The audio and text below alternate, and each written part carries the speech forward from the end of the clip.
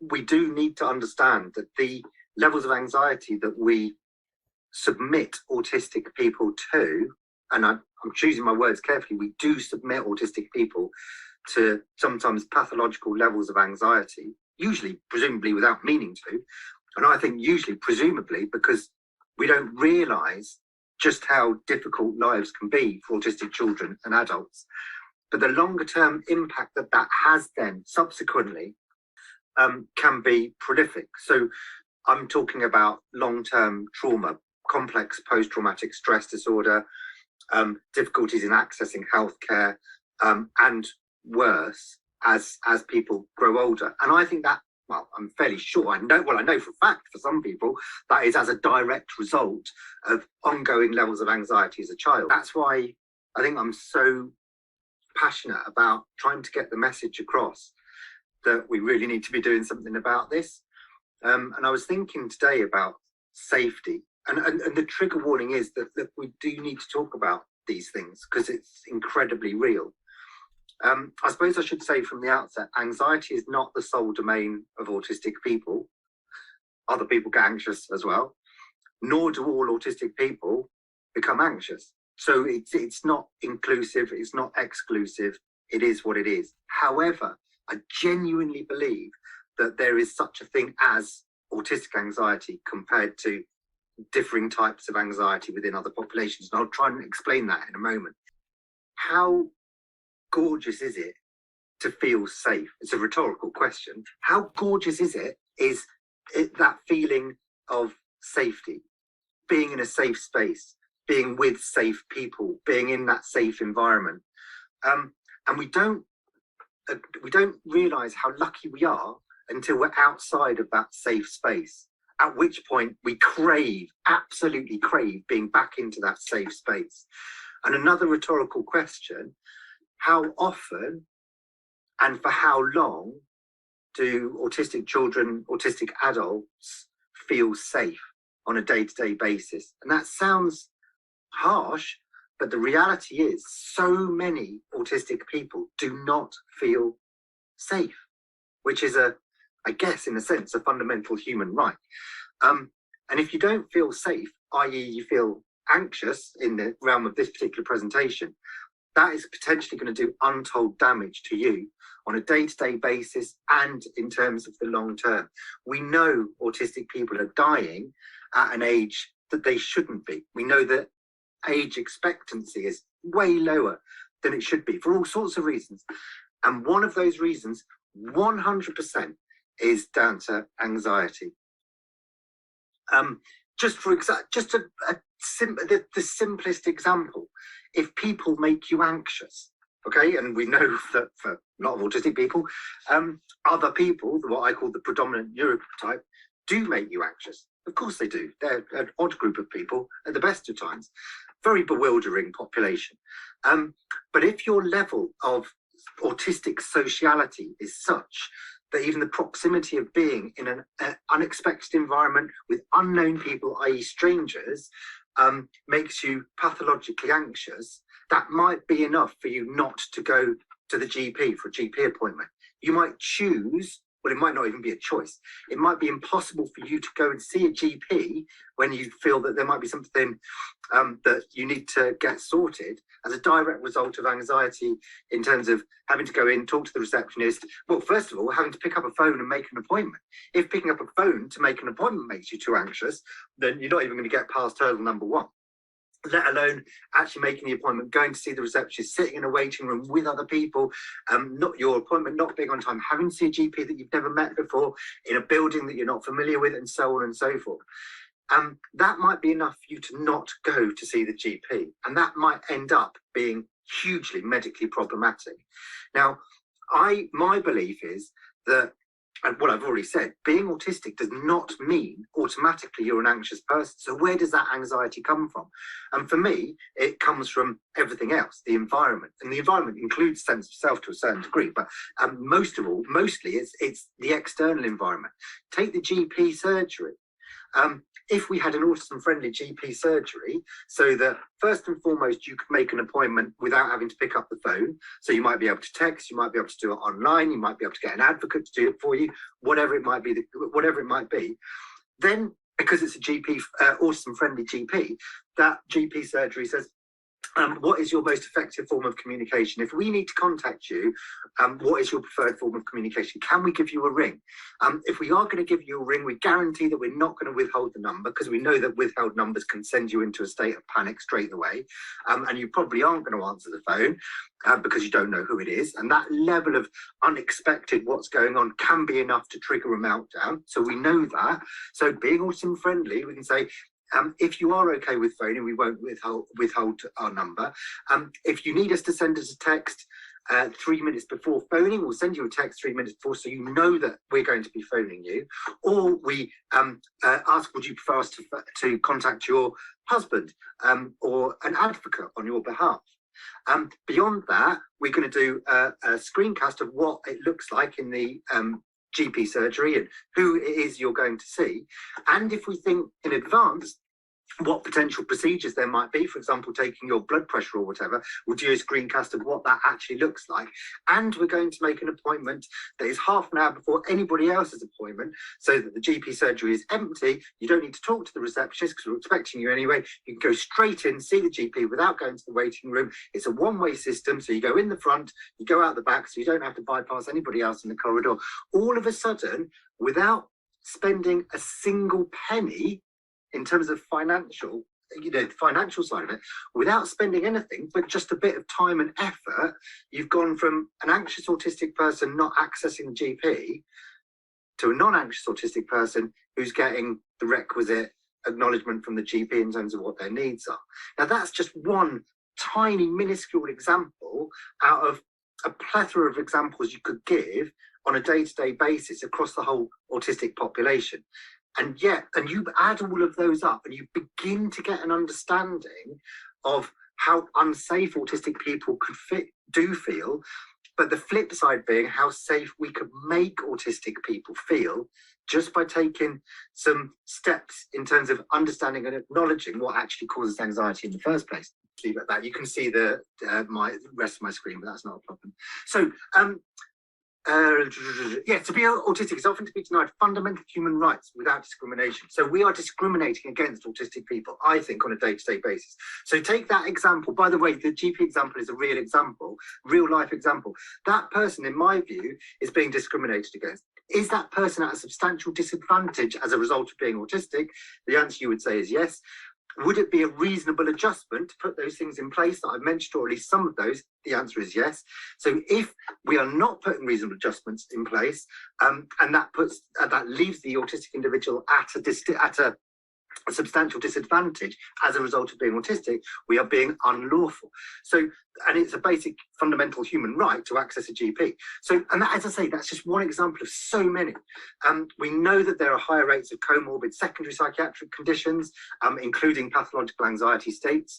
And I've already mentioned things like, or alluded to, suicide and early death. Does school life lead to trauma? No, not always, but so often it does.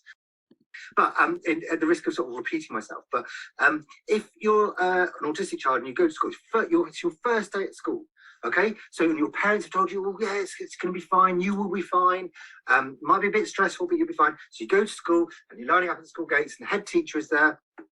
And she's a lovely head teacher, very well-meaning, and she greets her primary school pupils one by one. They're in the line, filing in, and she says, "Oh, good morning. How are you feeling today?" And they say whatever it is they say, and it comes to you, and she says, "Oh, good morning. How are you feeling today?"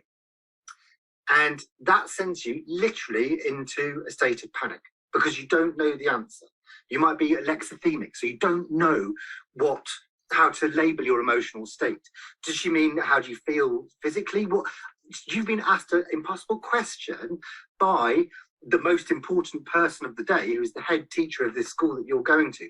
So you know that you're required to give an answer, and your levels of anxiety are sky high because you don't know what that answer should be. So you nod and you say, okay, because that's what you heard the person in front of you say, and she lets you through. Then, as the day goes on, Your teacher says, right, we're going to do this morning, and then this afternoon we're going to go out and count butterflies in the school playground. In the morning, you do the activity that he stated you were going to do. In the afternoon, you stay in and you do drawing instead. Now, the fact that it's raining, and that's the explanation as to why you don't go out and look at butterflies or count butterflies or whatever it is irrelevant. What you have learned on that day is two things. One, that this teacher who's in charge of you tells the truth sometimes, but equally you know that this teacher who's in charge of you lies at other times. So now you're in a position whereby you don't know what to believe. Every time he says anything, you have literally no idea whether or not it's believable, because you know 100% factually in your very ordered autistic brain that this person, at least today, 50% of the time he's lied and 50% of the time he's told the truth. And you don't know how to differentiate between those two. And the level of chaos that means in terms of how you can live your life and operate in your, in this case, very unsafe environment is potentially traumatic. You end the day and you go home and you tell your parents what an awful day it is, and they say, oh, don't worry, tomorrow will be better.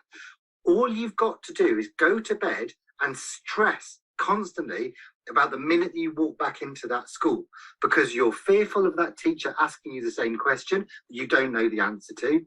And you're fearful of listening to the teacher who sometimes lies and sometimes tells the truth, but at least you can trust your parents. And yet day 2 comes and goes, and day 3 comes and goes, and it doesn't get any better. So all of a sudden, your safe space in terms of believing your parents is no longer the case either. This sounds like perhaps a trite example. It's not. It absolutely is not. Now, if you're exposed to that level of trauma on a day-to-day basis, every day you go to school, throughout your school career, that is highly likely, at least, to increase risk of long-term trauma to you as a human being.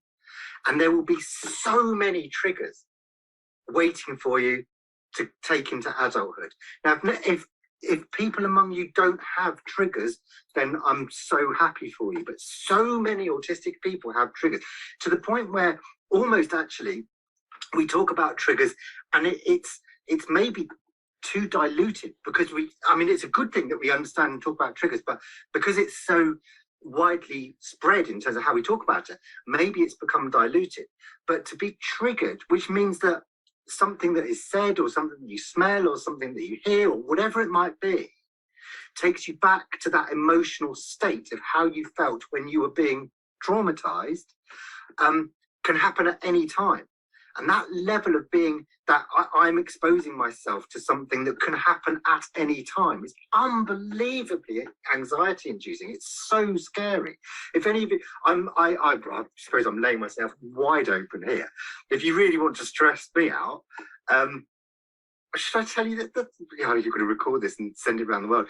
But anyway, if I hear somebody say, well, it happened to me this week, I need to talk to you, I was going to swear then, I will just be, it's so stressful, because I assume I've done something terribly wrong. I'm going to get really, really told off, and probably thrown out of my job or whatever it is that I'm doing at the time, or thrown out of my relationship or whatever it might be. It is unbelievably scary, because as a child, that's what happened time and time again. We need to have a talk, or I need to talk to you, or we need to have a discussion or whatever. And that usually led to, I've done something that I hadn't even realized that was, in inverted commas, wrong. And just to try and explain, so it was, in inverted commas, wrong. I didn't think it was wrong, and subsequently still don't believe it's wrong. And then you've got that added stress of, I know I was in the right, even though you think I was in the wrong, because you don't have the same information that I do. And I know that isn't what I meant when I did that. And then you've got that sense of injustice. And then you've got that sense of, I can't ever make this right. I can never, ever in my life go back and force you to go, actually, no, you have got a point, because you do not listen to me. So thereafter, and that builds over and over and over again. And then the flip side happens, that that utterance of, oh, I need to have a discussion or whatever, all of a sudden brings back all of those feelings of I'm helpless, I'm unsafe, and it's a horrendous feeling to feel. Autistic masking does take a huge amount of effort and causes huge amounts of anxiety. So if there are environments, again, why do you need to mask? It's because you don't feel safe. I can't get my head around just how problematic it is to allow autistic people to not feel safe. It just breaks my heart. So it's got to be at the forefront of all of our minds whenever we're engaging with autistic people. How do we make autistic individuals feel safe? And if that means allowing, in inverted commas, autistic people to remove their mask and be inherently their autistic self, when that is not doing any damage to anybody else, that's what we should be doing. I don't know how many teachers there are, you'll probably all be virtually throwing stuff at me, but I don't believe that allowing an autistic person to play with a fidget toy, or somebody who's particularly vestibular, sensory seeking, needs to rock, or even, dare I say it, get up and walk up and down at the back of the classroom in order to be able to learn. Okay, better take that in mind. It's not going to be anarchy. The rest of the class are not all of a sudden going to go, oh, well, you're letting them do that, I've got to do that as well. It's a bit like saying, well, you let that child sit in a wheelchair, I want a wheelchair too. It doesn't happen. It really doesn't happen. If you've got a child who says, I need to do that as well, they probably do need to do that as well. In which case, is that okay? You know, I'm a massive fan of teaching in yurts or in fields, or, you know, while you're out on a bike ride, or whatever it might be, to suit individual need. I know pragmatically that's impossible right across the board, but being able to create that culture of acceptance and being safe is immeasurably, I was going to say satisfactory, it's more than satisfactory, it's immeasurably, it's sublime to an autistic person who otherwise has to hide who they are, with all of the subsequent impacts on self-esteem and all of those sorts of things. You need to mask because you're not as good as the person sat next to you. You're a lesser human being if you behave in that way, so you've got to behave in that way. What does that tell you as a human being? It's horrendous. Okay, so autism plus environment equals outcome. If anybody's heard me ever say anything about autism before, you're probably counting down the minutes until I say that, but it's true. Being autistic means being autistic. It doesn't mean anything else. It doesn't lead to an outcome automatically. All it leads to is being autistic for life. However, we know that for many people, in particular talking about this talk, the outcome is anxiety. Then the only thing to change in that equation, because you can't change being autistic, is the environment. So that's your answer. If you want to know how to get rid of it, it's a simple answer, but it's incredibly difficult to actually put into practice. I recognise that. But if autism plus environment equals anxiety, we need to change the environment. It's as simple as that. We have to work out what is it in that environment that's causing the anxiety and change that.